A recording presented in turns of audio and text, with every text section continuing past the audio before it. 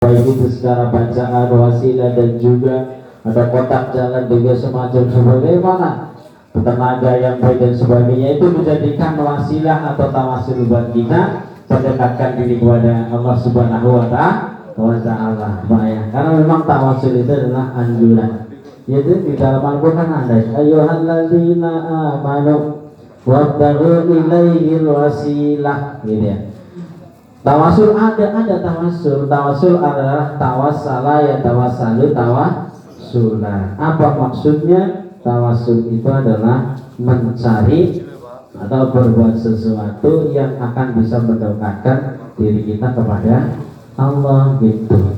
Tawasul kadang-kadang ya takut salah juga nerangin tawasul. Ada yang orang-orang maksudnya gini, kalau nerangin tawasul salah malah nanti orang yang enggak senang tawasul malah jadi benci.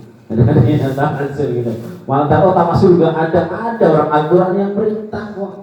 Orang-orang yang beriman carilah jalan kepada Allah untuk mendekat wasilah, gitu ya. Wasilah lantaran.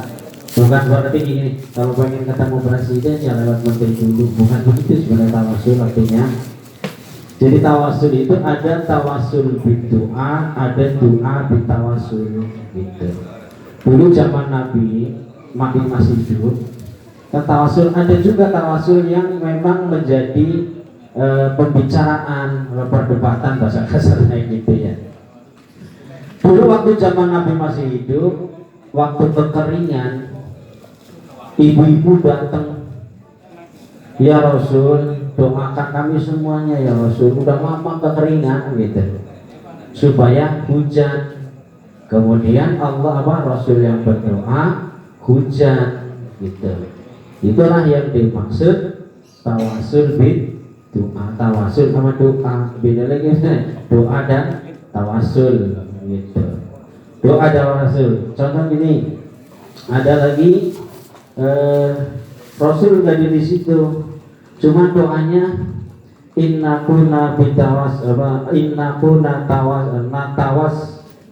tawassala ya tawassalu, berarti natawassalu, gitu.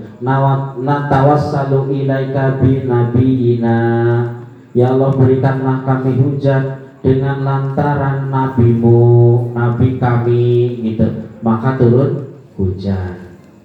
Kemudian setelah Nabi meninggal, ada para sahabat tawasul dengan pamannya Nabi. Inna kunna natawassalu bi amika atau bi ammi nabi yina, gitu. Ya Allah berikanlah kami hujan dengan bertawasul melalui pamannya Nabi kami, itu paman. Nah ini pada waktu itu Nabi sudah meninggal, pamannya masih ada. Nah inilah yang menjadi perselisihan. Itu kan waktu pamannya masih hidup, Nabi masih hidup. Gimana kalau tawasul dengan orang yang sudah meninggal, kan bahasanya gitu. Termasuk bolehkah bertawasul dengan orang-orang yang soleh, gitu. Boleh orang yang soleh yang masih hidup. Umpama, ya Allah saya minta kepada ya Allah dengan derajat di sini ada ulama yang terkenal yang alim, ya Allah, dengan melalui kearifan dan juga keilmuan kesolehannya, Bapak Jamaluddin, Bapak Kinova dan sebagainya, ya Allah kabulkan ya Allah dengan kesolehan beliau, maka insya Allah terkabul. Berarti pendekatan diri kepada Allah melalui tawasul itu, gitu. Termasuk kalau kita mengasih sesuatu untuk kebaikan, amal soleh dan sebagainya yang lain-lain, itu juga menjadi kita semakin dekat dengan Allah, kayak gitu. Kalau tawasul berdoa, berarti kita datengin orang yang soleh, minta doanya, kayak gitu. Orang soleh itu suruh mendoakan hajat kita semuanya, gitu. Termasuk tadi yang ibu-ibu banyak, gitu, datang kepada Rasul minta doanya, itu banyak ceritanya. Tetapi ada hadis dalil yang Nabi sendiri tawasul kepada nabi-nabi yang terdahulu, gitu. Cuman hadis ini ada cacatnya, disitulah yang menjadi berdebat. Jadi intinya karena yang enggak memakai hadis doi, pokoknya namanya doi boleh dipakai, kayak gitu. Ya sudah, berarti mentok di situ. Tapi kalau kita hadis doif juga masih pakai ketika doifnya itu nggak terlalu, atau masih banyak para ulama muhadis yang masih boleh membolehkan hadis doif tersebut. Nah dulu Muhammad atau Nabi kita Muhammad itu punya bibi namanya Fatimah juga seperti putrinya, cuman Fatimah binti Asad bin Al-Hakim gitu. Hadis ini diriwayatkan oleh Imam Tabrani.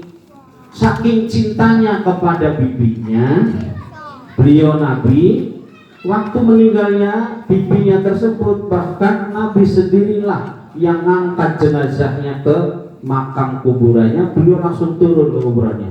Bahkan dia Nabi Muhammad itu ngeduk kuburan, apa namanya, gak dikubur, pakai tangannya digaruk-garuk saking semangatnya dan sebagainya, saking cintanya. Bahkan Nabi jubahnya dibuka untuk menjadi mengkafani bibinya itu saking cintanya. Kemudian beliau berdoa, bihaqi nabiyika ya Allah, dengan kebenaran nabimu, wal anbiya'il ladina min qabli, dan juga dengan para nabi-nabimu yang telah mendahului aku. Berarti nabi-nabi yang telah mendahului yang min qabli, nabi-nabi sebelum aku. Berarti dari Nabi Adam dong.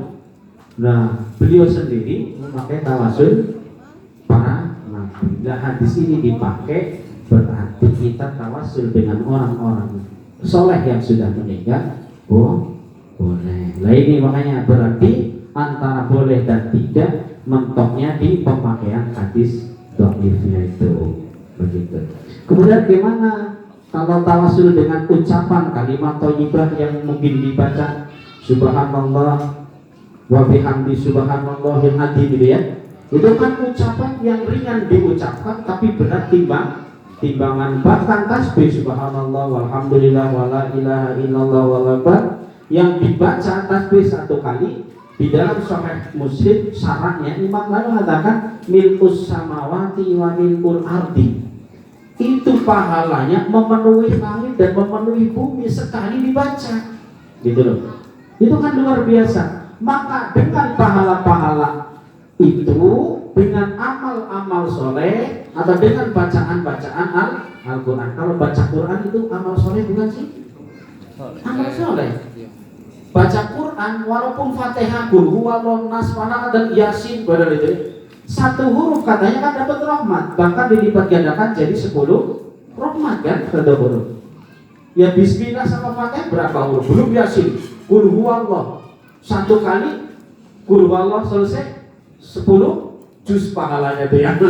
Maka dengan tawasul itu, dengan lantaran bacaan-bacaan itu, kalimat thayyibah, Quran, sholawat dan sebagainya, menjadikan ya Allah kabulkan hajatku ya Allah dengan wasilah, dengan tawasul bacaan kalimat thayyibah, dengan semangka, kacang dan sebagainya, yang ngasih air dan sebagainya. Kalau kita satukan, insya Allah itu akan menjadikan doa kita lebih dekat dikabul oleh Allah. Termasuk 3 orang ceritanya dulu, yaitu Ashabul Kahfi, sedang mengadakan perjalanan, tahu-tahu hujan badai, masuklah ke dalam gua. Itu Sahih Bukhari kan, Muslim. Maka tahu-tahu ada batu yang dilundung nutup pintu gua. Didorong saking besarnya itu batu, 3 orang tidak mampu, kesulitan. Dan disitulah ketika ada keadaan mepet, punya hajat yang sangat, baru di situ ingat dia berbuat amal baik.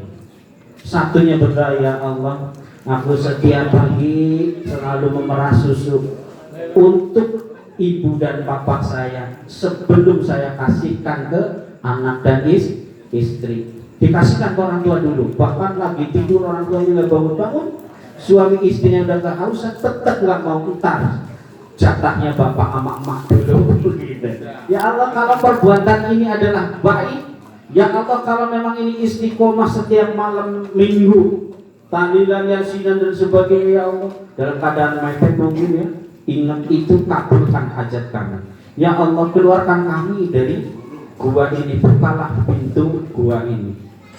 Maka didorong, bisa geser, tapi belum muat badan. Satunya juga dengan amal baiknya, Satu lagi dengan amal baik dikatakan, maka bisa keluar dari situ. Bagaimana kalau umpamanya di dalam gua di situ ada 10 orang dan dia punya amal semua amal soleh, insya Allah tidak akan menolak doa kita.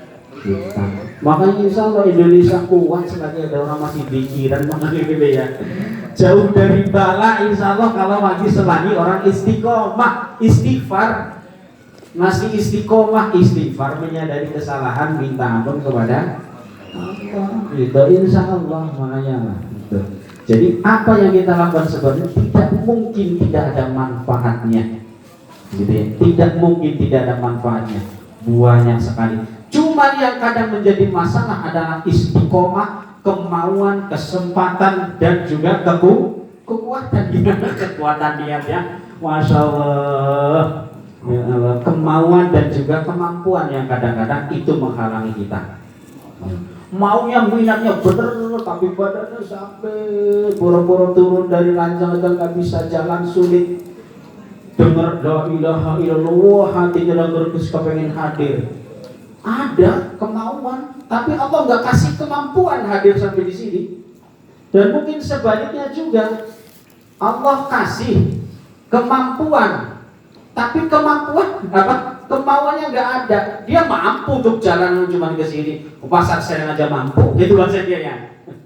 Tapi Allah nggak kasih hidayah kemauan, ya ogah aja kan. Lebih baik pegang remote depan TV dan sebagainya, pegang HP dan sebagainya, bisa jadi itu begitu.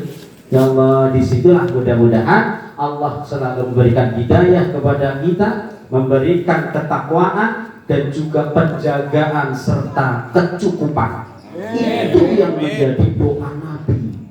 Mengistiqomahkan Nabi aja masih doa hidayah, minta hidayah. Ya Allah, Allahumma inna nas'aluka al-huda wa tuqa wal afa wal ghina. Ini doanya. Hadisnya sahih itu. Saya Muslim kok. Enggak ada yang nolak. Enggak ada yang memasalahkan doa ini. Bahkan malah kata Imam Syafi'i, seandainya orang setiap hari cuma ngamalin doa ini doang udah cukup hidup di dunia kan? Kata Imam Syafi'i itu apa tadi? Ya Allah berikanlah hidayah, ya Allah berikanlah ketakwaan, ya Allah berikanlah penjagaan. Apa itu maksudnya? Sebenarnya artinya sebenarnya kesehatan gitu ya, kesehatan dan apa? Kesembuhan gitu ya. Cuman para ulama, para guru-guru mengartikan penjagaan. Ini lebih lengkap gitu ya. Penjagaan dari apa? Dari bala bilahi, dari penyakit, dari kesengsaraan badan, dari keruwetan pikiran, waduh, dari kesempitan materi dan sebagainya. Allahumma inna nas'alukal huda wal terakhir adalah kecukupan. Honi itu sebenarnya artinya kaya. Tapi kalau diartikan kaya, penafsirannya malah sulit. Gini, ya Allah aku minta hidayah, ya Allah minta ketakwaan, ya Allah aku minta penjagaan. Lebih pas penjagaan malah artinya. Kata Imam Nawawi Damaskus begitu. Wal ghuni kecukupan gitu, bukan kekayaan. Jangan minta kekayaan gitu. Kalau minta kekayaan musuh diri kasih berapa aja masih tetap orang kepengen kaya. Ya Allah minta terus kabulkanlah punya truk 10, udah 10 kepengen 20. Terus udah kasih 20 kepengen lagi. Tambah 30 truk lagi. Maksudnya itu bisnya ditambah ya.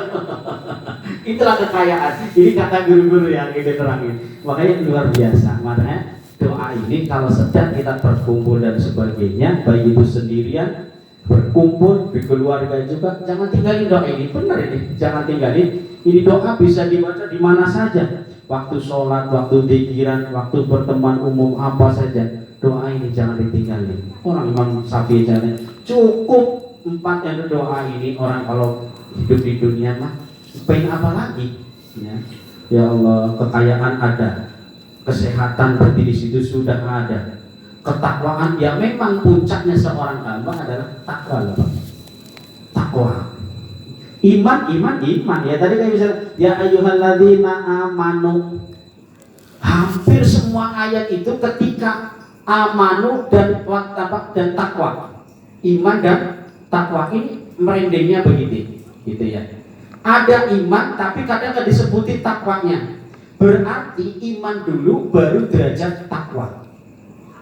Dan hampir saya belum pernah menemukan ayat yang menyebutkan takwa dulu baru iman gitu. Pernah nggak sampai coba para ustaz? Belum pernah ya. Ternyata ya ayyuhalladzina amanu. Iman dulu baru takwa. Karena iman menjadi dasar, kemudian takwa termasuknya adalah kemampuan seseorang. Maksudnya hati-hatinya seseorang ketika itu terpleset dengan maksiat atau tidak. Dan kemampuan seseorang ketika dia terpleset ke maksiat, ternyata dia nggak mau taubat-taubat. Ada orang yang punya kemampuan dapat hidayah, begitu dia terpleset dengan maksiat langsung taubat kepada Allah. Melakukan maksiat taubat lagi kepada Allah. Melakukan maksiat istighfar lagi. Nggak mampu malas istighfar banyak di rumah, bareng-bareng di sini. Bareng-bareng kumpul. Itu fadilah yang luar biasa. Makanya kita sulit menyebut nama Allah, tapi kalau bareng-bareng insya Allah akan semakin mudah. Orang masih sulit menyebut nama Allah, maka akan lebih sulit dia merasa bersyukur kepada Allah. Sulit bersyukur, lebih sulit lagi untuk mendandani atau memperbaiki ibadah. Makanya Nabi doa, Allahumma a'inni ala dzikrika wa syukrika wa husni ibadah. Bahkan kata Nabi, setiap habis sholat jangan tinggalin doa ini, hei Mu'ad, gitu. Maka para ulama, apalagi sholat fardu, kata ulama, kalau habis sholat fardu jangan tinggalkan doa ini. Gimana kalau sholat sunnah, tahajud, duha dan sebagainya, baca doa ini. Karena buri sholat, malah kata ulama ada yang berpendapat justru doa ini bagusnya dibaca sebelum salamnya sholat. Nasi sholat terakhir mau salam dibaca kayak gitu ya. Berarti habis tahiyat dong gitu ya. Ada yang berpendapat itu. Karena apa? Ketika mustajabnya doa adalah pada waktu sholat. Dan dekatnya seorang hamba adalah ketika dia dalam keadaan sujud. Itu. Makanya iblis itu di ayat, silakan kalau mau goda hamba-hamba saya dari depan belakang, kata iblis, saya akan goda, saya akan ganggu hamba-hamba ya Allah dari depan belakang dan juga samping kiri samping kanan. Tapi nggak ada lafadznya dari atas dari bawah. Jadi ketika seorang hamba berdoa kepada Allah, Allah akan kabulkan, rahmat turun, dapat perlindungan dari godaan setan. Dan ketika dia sujud, maka disitulah dia dalam keadaan selalu sedang dekat dengan Allah, berarti dapat perlindungan. Di panjang doa sujud terakhir itu nggak apa-apa. Itu justru ada doa dari Sayyidina Ali, doa ternyata banyak, bukannya subhana rabbiyal a'la saja, banyak di sujud itu. Terus bahkan ada ulama, seandainya kita punya hajat, gimana kalau sujud terakhir dibaca hajat atau minta, boleh itu. Padahal bukan bacaan sholat, ya Allah, anak saya besok mau ujian, ya Allah, berikanlah petunjuk pada saya, jadikanlah anak saya tahu dengan alus dan sebagainya. Itu cukup dalam hati apa harus ada kedengaran telinga kita? Segini, makna sir itu bukan umik-umik ya. Sir itu tetap terdengar lafadznya, cuman hanya telinga kita gitu. Kalau jahar berarti bisa terdengar oleh orang lain dan juga orang banyak. Itu maksudnya mana jahar. Bukan umik-umik doang, kalau umik-umik nggak ada lafadznya. Tetapi doa dalam hati juga boleh, orang niat tempatnya di hati, Allah tahu kok. Lah kalau bicarakan itu ada panjang juga khilafnya. Ya kita sabar gitu saja. Yakinlah yang pertama itu yakin. Tidak mungkin kalau orang tidak yakin ya sulit untuk terkabul. Karena memang syaratnya yakin, iman dulu.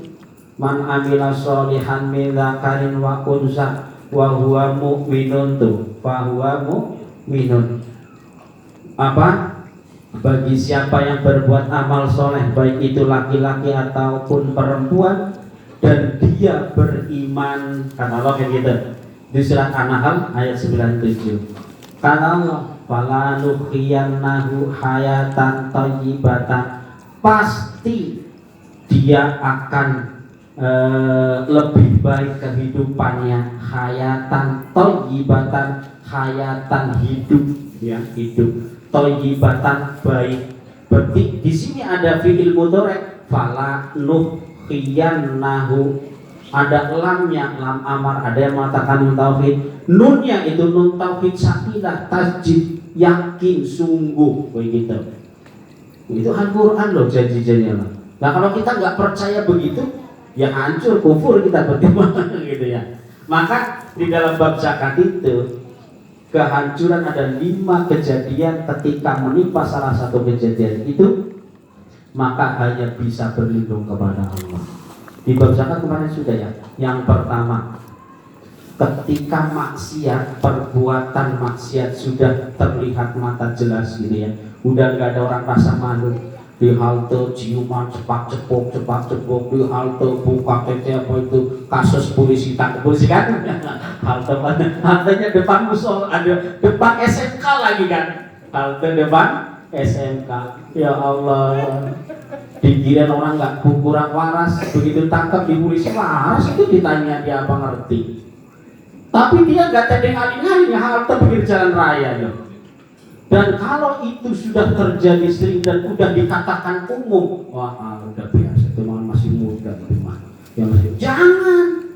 Kalau itu nanti sudah dianggap terbiasa, maka Allah menimpakan penyakit yang dulu belum pernah ada penyakit itu. Ya Allah, muncul penyakit AIDS, belum ada obatnya. Ebola muncul, Corona, dari mulai Alpha, Beta, Gamma, Delta, yang satunya belum ketemu obatnya udah muncul terus dan sebagainya. Ya Allah, terhina, itu salah satunya. Yang kedua, ketika ngurangin takaran dan timbangan sudah terbiasa di dalam orang berdagang, dianggapnya wajar, maka akan muncul penyakit dan juga sulit ekonomi, dan juga nanti di tempat itu akan berkuasa seorang musuh malah gitu katanya, atas sultan, jalur sultan, atau dikuasai oleh pemerintah ketua, dan juga maksudnya adalah ya sultan berarti pemerintah ya, atau penguasa yang lanjut itu. Penguasa lanjut maksudnya ya penguasa yang jelek, dikasih amanat dia enggak khianatkan gitu ya, kasih amanat dia khianat, korupsi apa dan sebagainya, sulit dan sebagainya. Itu yang dua. Yang ketiga, ketika di tempat itu sudah ogah zakat, di situ bahasanya zakat mal bukan zakat kita. Berarti zakat mal itu kan apa saja ya. Ketika dia punya emas sudah sesuai harus zakat, enggak zakat. Kemudian punya penghasilan katanya yang sudah punya dengan zakat, enggak zakat. Dan sebagainya itu udah ogah zakat. Allah pun ogah nurunin hujan. Allah nurunin hujan di tempat itu karena Allah sayang kepada makhluk-makhluk kepada hewan-hewan ternak yang ada di situ. Allah nggak nganggap hujan itu untuk manusia yang ada di situ. Berarti manusia yang di situ kalau sudah ogah zakat lebih rendah daripada hewan ternak, lebih rendah dari nilainya kambing dari sapi yang nggak punya akal loh ya, yang nggak punya akal. Namanya sudah nggak punya akal berarti nggak punya kemampuan. Itu kan kayak gitu. Allah itu akan memberikan amanah gitu ya kepada bumi, kepada gunung dan semua, tidak mampu untuk mengambil atau menerima amanah Allah. Nggak mampu itu gunung, laut dan sebagainya, nggak mampu. Yang mampu manusia, karena manusia diberikan akal. Walaupun manusia dikasih akal, tapi kan ada nafsu, gitu. Tapi juga dikasih nafsu. Ya pantas begitu dikasih amanah, manusia juga belanjani. Udah janji tapi nggak nempatin janjinya, dikasih amanah tapi khianat ada yang begitu maksudnya. Walaupun dia punya akal, tapi kan dikasih nafsu. Ya udah ini juga dari buat kita apa ya? Ya belajar diri sendiri dulu lah ya Allah. Mungkin itu tawasul tadi udah mungkin paham ya tawasul. Kalau misalnya mau ditanya-tanya aja lah gitu ya. Tawasul. Jadi yang dipermasalahkan tawasul itu pasti ada karena memang perintah Allah. Cuman yang ada menjadi perdebatan tawasul kepada orang yang sudah meninggal dan juga tawasul tentang amal bacaan. Itu yang menjadi nggak ada dalilnya tawasul dengan amal bacaan itu nggak ada katanya. Tetapi menurut kita ada. Ada gimana? Dikiaskan dengan dalil yang lain. Kan dia ibadah amal gitu, amal soleh. Berarti baca Quran ibadah, kan amal soleh dapat pahala. Maka dengan pahala itu menjadikan wasilah, itulah menjadikan kita dekat dengan Allah. Makanya seperti ini, kadang-kadang makanya semangat, masih kacang, masih apa semangat dan sebagainya. Insya Allah selagi masa semangat seperti itu istiqomah, insya Allah Allah menjauhkan kita dari bahaya bilahi, coba dan juga poncoboyo. Poncoboyo itu ya penyakit lah bahasanya gitu ya. Atau mau pak kebruk penyakit yang serentak. Ini tapi rasanya nggak bawa HP nih, HP disita sama anak. Oke, saya baca sedikit-sedikit yang ngaji ditambah. Malam ini coba terusnya adalah masalah riba. Cuma nanti jangan kaget ya kalau kita bacain masalah riba ini kayaknya dasar banget gitu. Nanti tunggu sampai gimana. Bismillahirrahmanirrahim. Riba itu kira-kira kalau sampai menurut sampai itu riba apa itu? Riba adalah satu lebihan yang memang diharamkan oleh Allah. Maksudnya gini, ketika kita bunga nah tapi ada bunga, ada bagi hasil harus beda ya. Jadi kalau menurut para ulama juga deposito giro juga tidak boleh, juga boleh. Kalau deposito giro gitu, deposito gitu ya. Kalau deposito naruh 100 juta, kemudian perjanjian itu kan namanya itu kan kalau naruh tanggal 10 tidak boleh diambil tanggal 20, nggak boleh. Harus diambilnya nanti tanggal 10. Kalau kontraknya per setiap bulan. Tapi kalau kontraknya 3 bulan, berarti diambil tanggal 10 3 bulan yang akan datang. Itu bedanya dengan tabungan yang berbunga. Tabungan tahapan. Kapan saja bunga itu yang ada diambil, itulah yang dikatakan riba. Kalau deposito itu ada yang mengatakan kategorinya adalah hasil atau bagi hasil dari usaha tersebut, usaha apa. Tetapi ada yang memurnikan tetap namanya bagi hasil, pokoknya kita kerjasama bagi hasil untuk sekian ya bagi berdua, kayak gitu ada modelnya. Kalau deposito, kenapa kok nggak boleh? Kenapa kok misalnya bagi hasil perjanjian udah ente pokoknya minjamin saya uang 10 juta, nanti saya setiap bulan siap untuk mengasih bagi hasilnya 200.000 umpama. Ini yang ada ulama tidak memperbolehkan. Kenapa semacam itu? Bisa jadi 1 bulan 2 bulan dia enggak, kalau untung, kalau enggak untung berarti harusnya dia tidak berhak untuk menerima 200.000. Berarti dia mendahului kodrat Allah, memastikan dia bisa dapat untung segitu. Nah, ini yang dimasalahkan gitu. Tapi ya kalau bicara tentang ini secara luas masalah ada ruwet namanya. Yang jelas ya kita berusaha saja untuk menghindari dari masalah riba. Tapi jangan didiem-dieman saja masalah riba, nggak dikaji, nggak dikasih, nggak dipelajari ya jangan pelajarin gitu ya. Semampu kita untuk bertakwa kepada Allah, mastata'tum kan, ittaqullah mastata'tum, bertakwa kepada Allah semampu. Di dalam riba di sini Allah mengabarkan di dalam ayat ini, alladzina yaquluna riba la yakumuna illa kama yakumul ladzi yatakhabbathu syaitan minal masidalika bi annahum. Masih gini, orang-orang yang makan riba dia besok tidak bisa berdiri. Besok kapan? Ini kan fi'il mudhari. La yakumu, kemasukan namanya. Tidak akan bisa berdiri kecuali berdirinya dia seperti kemasukan setan atau seperti orang kesurupan. Minal masih, dari masih itu adalah tersentuh setan. Seperti sohir atau anak masih kesentuh setan. Anak lahir itu nangis karena disentuh setan. Makna masih itu ada ulama mengatakan tertusuk. Kalau tertusuk kan sakit, kalau cuma kesentuh kan nggak sakit. Maka kalau tertusuk nangis berarti ya itulah maknanya tertusuk, sakit. Nah, nangis. Kadang bayi lahir nggak nangis digebiak-gebiakin malah gitu ya, suruh nangis. Kok nangis? Padahal nangisnya bayi itu karena tertusuk setan. Ada bayi yang tidak nangis, ya udah saya terangin pernah ya dulu ya gitu. Dia nanti bangun, maksudnya bangkit dari kubur. Besok dia bangkitnya seperti orang mabok, seperti orang kesurupan, nggak jelas, petantang petenteng juga nggak jelas, ngomong sendiri nggak jelas di bahasanya ya. Masya Allah. Qalu, kemudian mereka bertanya, innamal bai'u mislur riba wa ahalallahu al-bai' wa haramar riba. Sesungguhnya jual beli mislur riba, sepadan dengan riba. Artinya gini, yang sangat rawan masalah riba itu ya di usaha, dijual beli gitu ya, dijual beli katanya. Menganggapnya seolah-olah orang itu riba ya hanya ada di pedagang gitu ya, hanya ada di pedagang, padahal riba bisa di mana-mana gitu. Masyaallah. Dan wa ahallallah, Allah itu jelas-jelas sudah menghalalkan jual beli. Jangan anggap jual beli itu riba, belum tentu. Ya memang kebanyakan riba ada di jual beli usaha.